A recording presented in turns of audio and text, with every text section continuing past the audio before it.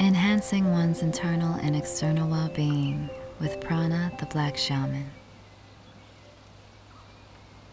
What do you think people fear the most right now? The mind state that a mass amount of people have put themselves in as far as belief is accepting the condition of there's a reason to fear things. Now, in this statement that I just made, to me the most powerful word is condition, because that is what has taken place, conditioning to allow you to accept fear.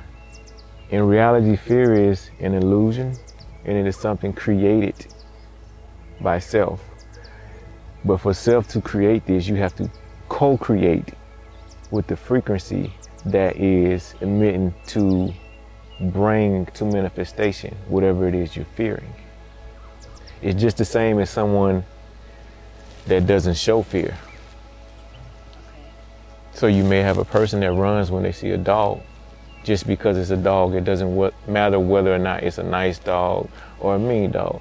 And you may have a person that's tough and built that way in the perspective that they wouldn't run from a dog because they don't fear it just because it's a dog.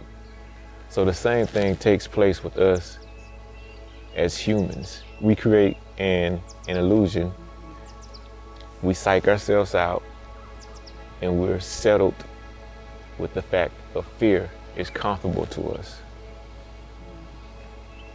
With that being said, we have to take it in our psyche and recondition ourselves to not fear whatever situation it is that we may face. So you have all type of things that come into play when fear is activated.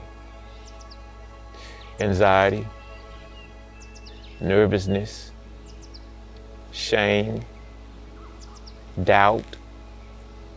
All those are powerful words, but they're powerful only in a vibration that is lower than the higher vibration.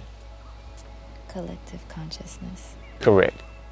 And I know you probably agree that media and social media in particular is causing that right now.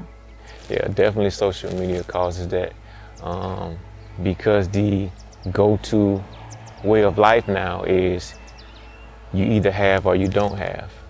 Right. And if you don't have, there's something to fear. Mm-hmm. You condition your mind state to say that you're not able to have. And you automatically project on yourself, placing yourself in a lower class. Mm-hmm. So you take your power back by using fear as a weapon and knowing that it's just something to activate the higher self in you. If you can activate the higher self in you, there is no fear. Okay, how do you activate your higher self? There's just logic. There's just creation. So for example, if you can condition yourself in your psyche to know that when you're attacked by what you call anxiety or nervousness, connected to how it works with the body. To be nervous, your nervous system has to be activated. We all have nerves in us. We all operate through thought process, neurons in the brains, and things of that nature.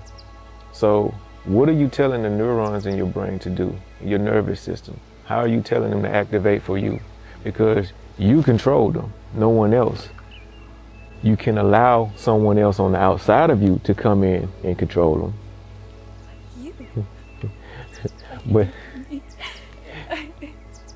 But that's a door opening that you give access to. No one else has that power. Surrendering. Exactly. Surrendering to the help, to self within, and it's all your higher self. The things that take place in your life are predestined already. And it's just about you physically catching up what's taking place, what's actually happening. And as human beings, we come to the processing in our mind of, if we don't know what's going on, we must fear it. We get anxious.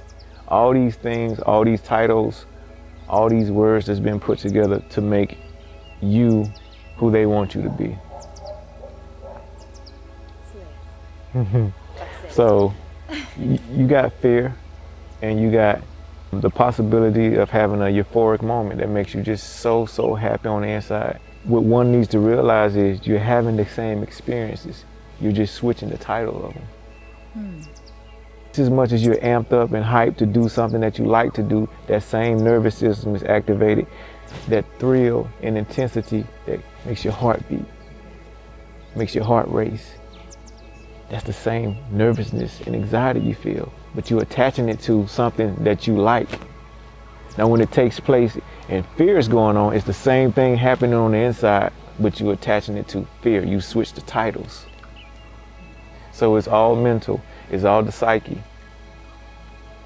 And we have to learn to tap into our own psyche, our own mental, the energy field that we decide that we create for ourselves, being the creators, to bring forth fruition of the outcome that we desire versus someone else.